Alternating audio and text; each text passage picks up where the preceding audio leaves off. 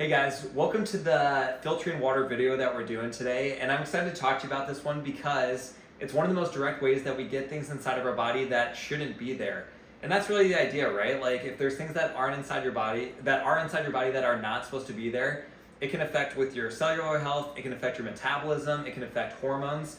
And with all those things needing to talk to each other really smoothly, the more things that we have in our body that aren't supposed to be there, the more things get complicated. And I know I felt like this at certain times. It's like, why is my body feeling like this? Or why is my body not healing quickly? Or like, how come my body does this when it doesn't do that for other people?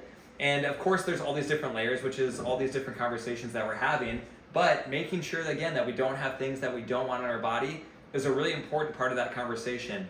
So drinking water obviously is one of the more common things that we're putting into our body on a consistent basis. So we need to take a look at this. So within water, there's two different umbrellas or classes that I'm going to discuss here. The first is I'm going to call chemicals, which is anything man-made. So it's estimated there's over 200,000 different chemicals that show up in city water on a consistent basis that aren't supposed to be there. Industrial chemicals, household chemicals, pharmaceuticals, I mean the list just goes on and on. But it ends up being this like weird cocktail of a bunch of different trace things that are in our water. The other blanket term I'm going to use here is toxins, and this is what I'm going to call biological toxins. So whenever you have water, you have other things that want to come along for the ride. So that's bacteria, that's parasites, and mold. And again, a lot of this water is like traveling miles through pipes, and so there's a lot of potential for things to get picked up along the way before it actually gets to your house. So oftentimes, always in our water that comes out of the faucet, there's both synthetic chemicals and biological toxins that are there. That's the reality. So what do we do about that? Well, I'm sure you've heard of filtering water before, and it's important for the obvious reasons that we already talked about. If we don't want things inside our body interfering with our body wants to do. Now, the first way we can go about this is what's called carbon filtering. And I'm sure you've all seen like a Brita water filter before. It sits on the counter, you pour water through it, there's those like black, kind of looks like chewed up rubber in there, and then it comes out the bottom. So what that black stuff is it's carbon.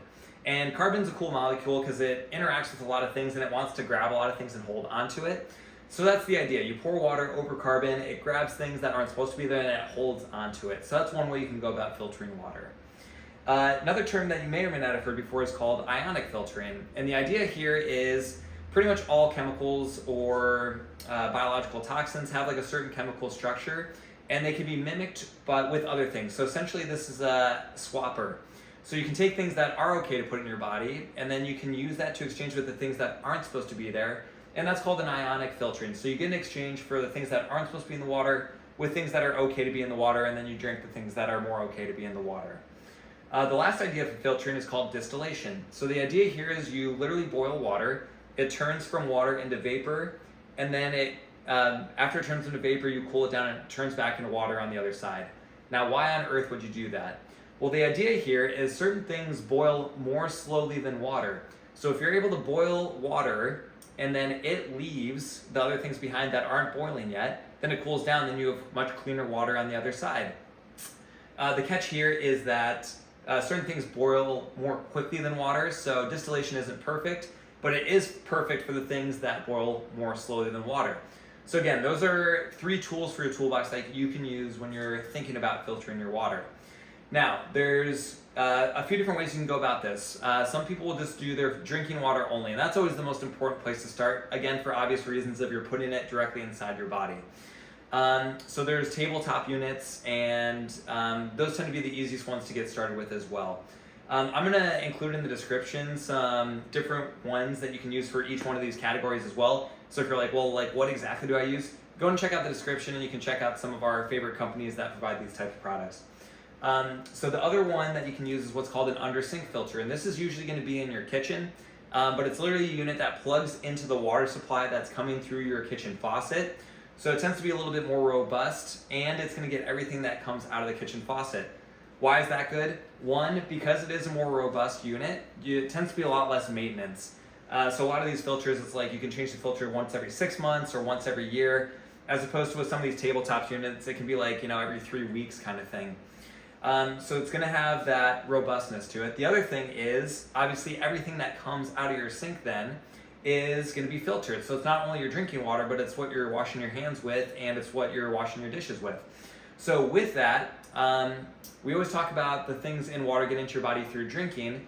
There's other ways it can get in. So one is just with contact with your skin. So your skin is semi-permeable, and especially depending on certain types of chemicals or toxins that show up, some can get in through the skin pretty easily actually. So if we're interacting with the water and touching on a consistent basis, that's another route that things can get into your body. The other one that comes up is if you're using hot water. I'm sure you've all seen it. You turn on the hot water faucet for a little bit and you get a little bit of that steam that comes up around it. Well, guess what? Then you're breathing in some of that water vapor, and that's actually one of the more direct ways that things can get into your body. When we drink things, we have our digestive system, which is kind of designed to filter out some of the things that aren't supposed to be there, so there's a little bit of a barrier there. When you breathe something in through your lungs, essentially it absorbs directly in your bloodstream. There's like no filtering there because your body wasn't really prepared for you to be breathing in like those kind of things. That's not what it was designed for. So breathing in water vapor that has stuff in it is actually a really direct route that you can also get things in your body. So having an under-sink filter is really nice from that perspective of you're not going to get it in through the skin, and you're also not going to get it in through breathing vapor if you're using hot water on a consistent basis. The last idea is the whole house filter, and this is the full shebang, right? It's all the benefits of the under-sink filter for anywhere you use water in your house. So shower is another way that you can inhale a lot of the vapors, obviously with hot water. Washing your clothes and all those things, it's just gonna, anytime that water is interacting with anything in your house, it's gonna be more of that clean water. So this is, if this is robust, this is gonna be like super robust, right? This is usually units that a professional plumber is gonna have to come in and install. And there does tend to be some more upkeep because it's so much more water that's coming in through these filters. Obviously you wanna make sure they're doing their job. So from that perspective, it's gonna be a lot more of an upfront cost. It's gonna be more of a deal to get it installed, and then you do need to keep a closer eye on things on a consistent basis.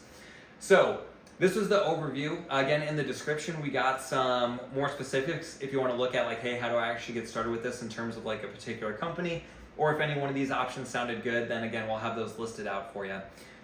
If nothing else, take away that it's really important that you're keeping the things that aren't supposed to be out of your body on a consistent basis, and drinking water is probably the best and easiest way to get started with that. So take a look at what works for you. Let me know if you have any questions in the comments, and we'll look forward to seeing you over there to make sure you can get that water filtered.